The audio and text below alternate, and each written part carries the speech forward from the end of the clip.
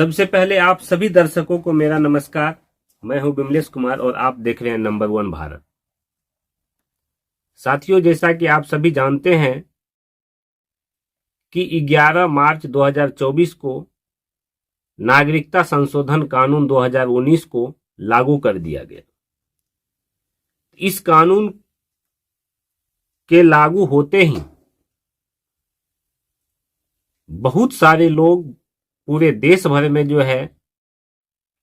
जो इस कानून को नहीं समझ पा रहे हैं, वे लोग विरोध कर रहे हैं।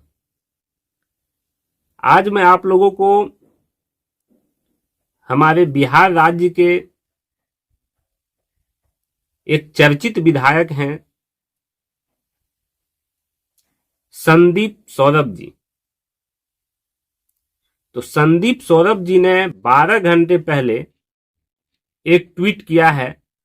तो सबसे पहले मैं सीपीआई एमएल के जो विधायक हैं, जो कि पालीगंज से विधायक हैं संदीप सौरभ जी, उसका मैं ट्वीट आप लोगों को स्क्रीन पे दिखा रहा हूं। और वह ट्वीट क्या है, उन्होंने क्या ट्वीट किया है इस नागरिक संशोधन कानून को लेकर के, वह आप सभी ध्यानपूर्वक सुनिए। और स्क्रीन पे आपको दिख रहा है, इसको आप देख सकते हैं। कहा जा रहा है संदीप सौरभ जी के द्वारा कि श्रीलंका में मुस्लिम अल्पसंख्यक हैं। अगर वहां उत्पीड़न से आहत होकर वे भारत की नागरिकता चाहें तो सीएए के तहत उन्हें नागरिकता नहीं मिल सकती है। इसी तरह नेपाल के मुसलमानों को भी नागरिकता नहीं मिलेगी। अतः सीएए पड़ोसी राज्यों के सभी उत्पीड़ित अल्पसंख्यकों को सहारा देने वाला कानून नहीं है। इसका असल मकसद देश के भीतर के मुसलमानों को दोयम दर्जे का एहसास कराना है। इसीलिए इनका कहना है कि नो सीएए, यानी कि सीएए जो कानून लागू हुआ है वह कानून नहीं लागू होना चाहिए था। ये संदीप सौरभ जी का पहला ट्वीट है सीएए को लेकर के, जो कि नागरिकता संशोधन कानून भारत सरकार यानी केंद्र सरकार के द्वारा बनाया गया है। इस कानून के तहत भारत के जो नागरिक हैं उसको यहां पे किसी तरह का परेशानी का सामना नहीं करना पड़ेगा। और ये भारत के जो 3 पड़ोसी देश हैं जो कि मुस्लिम देश हैं, पाकिस्तान, अफगानिस्तान और बांग्लादेश, उन्हीं देशों के गैर मुस्लिम समुदाय के लोगों को नागरिकता देने की बात करता है। तो आप लोगों को बता दूं कि दूसरा ट्वीट जो संदीप सौरभ जी किए हैं, वह ट्वीट कह रहा है कि सीएए अचानक सिर्फ इसलिए लाया गया है ताकि इलेक्टोरल बॉन्ड से हुए आजाद भारत का सबसे बड़ा और खतरनाक फ्रॉड से लोगों का ध्यान भटकाया जा सके। इसीलिए इस कानून को लाया गया है। लेकिन ये कानून याद रहना चाहिए, आप लोगों को ध्यान में रहना चाहिए कि 4 वर्ष पहले ही यह कानून बन करके तैयार हो चुका था, भले ही 11 मार्च 2024 को लागू किया गया। तो संदीप सौरभ जी श्रीलंका की जो बात कह रहे हैं, नेपाल की जो बात कह रहे हैं कि वहां पर मुसलमान अल्पसंख्यक है और वहां पर उनको उत्पीड़न का सामना करना पड़ रहा है, और भारत में जो ये कानून केंद्र सरकार के द्वारा लाया गया है नागरिकता संशोधन कानून 2019, यह सभी जगह के अल्पसंख्यकों के लिए नहीं है, सभी समुदाय के अल्पसंख्यकों के लिए नहीं है। ऐसा नहीं होना चाहिए था। अगर कानून लाया ही गया तो सभी देशों में जो अल्पसंख्यक हैं, चाहे वह मुसलमान ही क्यों न हो, उनके लिए भी प्रावधान इसका होना चाहिए, उसको भी इसका लाभ मिलना चाहिए। तो ये जो इन्होंने ट्वीट किया है, इस ट्वीट पर रिएक्शन में जो है बहुत सारे जो लोग हैं उन्होंने इसके अगेंस्ट ट्वीट करके संदीप सौरभ जी को क्या कुछ बताया है, वह ट्वीट आपको स्क्रीन पे दिख जाएगा, स्क्रीन पे आपको दिख रहा होगा। और वह ट्वीट इनको संदीप सौरभ जी को क्या जवाब दिया गया है लोगों के द्वारा, वह मैं आप लोगों को बताने के लिए जा रहा हूं। रोहित सनातनी जी हैं, उन्होंने संदीप सौरभ जी को जवाब दिया है। उनका कहना है कि ट्वीट के माध्यम से जवाब दिया है कि मुस्लिम का 57 देश है, वो तो कहीं भी जा सकते हैं, हिंदू का एक भी देश नहीं है।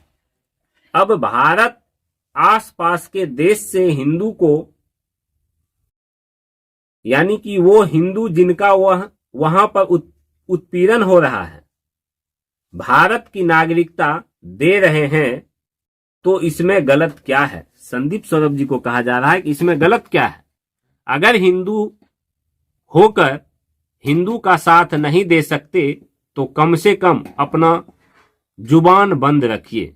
संदीप सौरभ जी को कह रहे हैं कि आप अपना जुबान बंद रखिए। मुस्लिम के लिए तो 57 देश है, मुस्लिम का 57 देश है।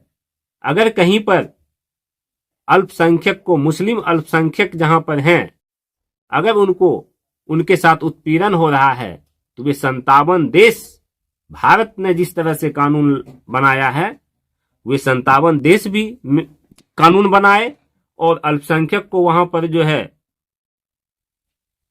सुविधा प्रदान करे, नागरिकता प्रदान करे।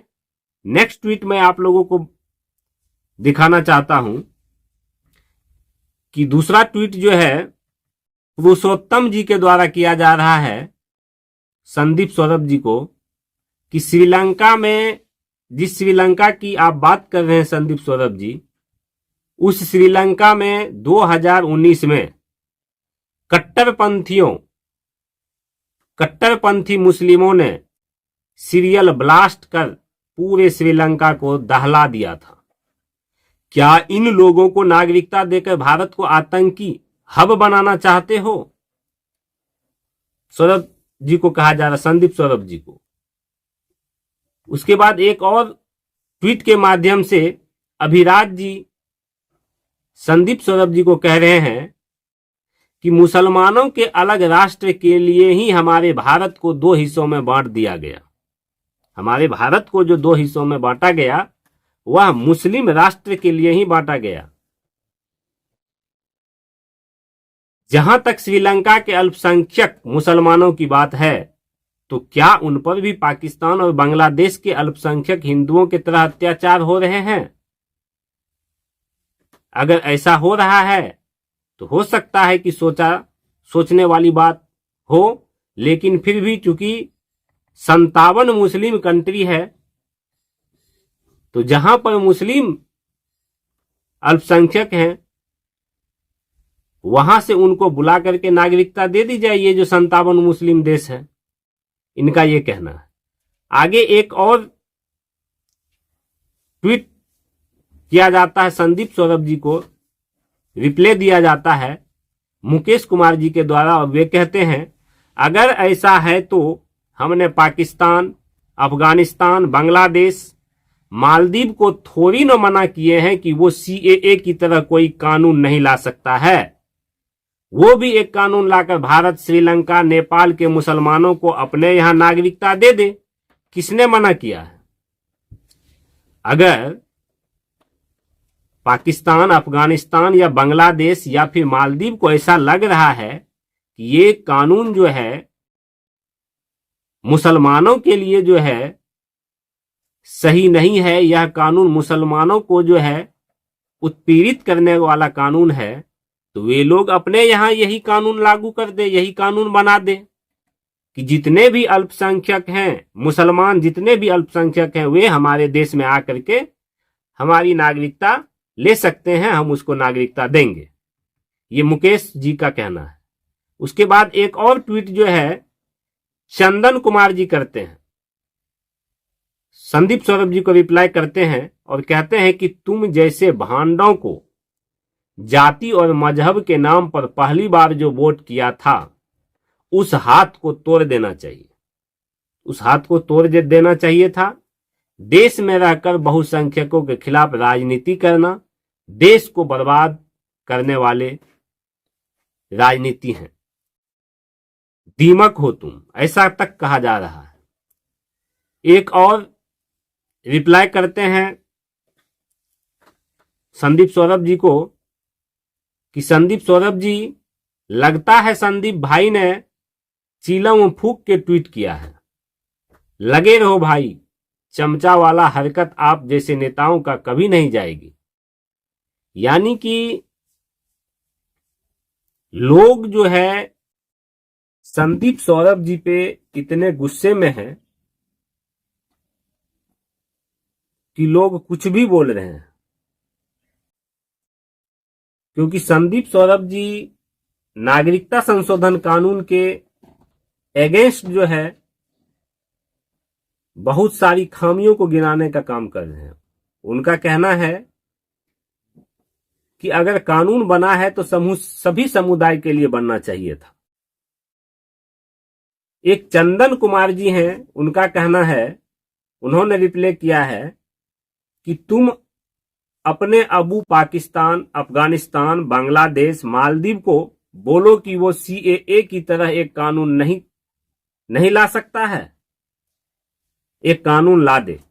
वो कानून लाकर भारत, श्रीलंका, नेपाल के मुसलमानों को अपने यहां नागरिकता दे दे। उसको किसने मना किया है? नागरिकता दे दे। उसके बाद ये कह रहे हैं धीरज पाल जी ट्वीट करते हैं संदीप सौरभ जी को, रिप्लाई में कहते हैं कि बांग्लादेश और पाकिस्तान बना दिया है हमारे पूर्वजों ने, वहां जाए नेपाल और श्रीलंका के मुसलमान। यानी कि हमारे पूर्वजों ने जो है वह बांग्लादेश और पाकिस्तान मुसलमानों के लिए बना दिया है, तो वहां पर जो है भारत के मुसलमान, नेपाल के मुसलमान वहां पर चले जाएं अगर उनको दिक्कत हो रहा है तो इस तरह से, चूंकि इसीलिए जो है गुस्सा लोगों का फूट रहा है, क्योंकि संदीप सौरभ जी ने जिस तरीके से ट्वीट करके नो सीएए के बारे में कहा है कि सीएए जो है वह नहीं, हमारे भारत देश में नहीं लगना चाहिए, इस तरह का कानून नहीं आना चाहिए। इसके कारण से जो है ऐसे बहुत सारे लोग जो है संदीप सौरभ जी को ट्रोल कर रहे हैं ट्विटर पे। तो अब आप सभी जो है इस सीएए जो कानून है, नागरिकता संशोधन जो कानून है, इसको लेकर के आप लोग अपनी क्या प्रतिक्रिया देते हैं, कमेंट बॉक्स में अपनी अपनी प्रतिक्रिया जरूर दें। और सीएए का जो कानून, सीएए वाला जो कानून लागू हुआ है, इस कानून में जो सच्चाई है उस सच्चाई को आप लोग भी दूसरे लोगों को जानकारी दें, बताने का काम करें। इससे पहले मैंने सीएए कानून क्या है और इससे किसको लाभ है, किसको नुकसान है, इस पर मैंने एक वीडियो डीपली रूप से बना दिया है, आप वहां पे जाके देख सकते हैं। और लोगों को भी जानकारी दीजिए कि ये कानून क्या है और इसमें क्या सच्चाई है। तो आज के इस वीडियो में बस इतना ही। अगर हमारा वीडियो आप लोगों को अच्छा लगा हो, वीडियो को लाइक कर दीजिए, चैनल को सब्सक्राइब कर लीजिए, बेल आइकन प्रेस कर दीजिए, वीडियो को अधिक से अधिक शेयर कर दीजिए। धन्यवाद। जय हिंद, जय भारत, जय बिहार।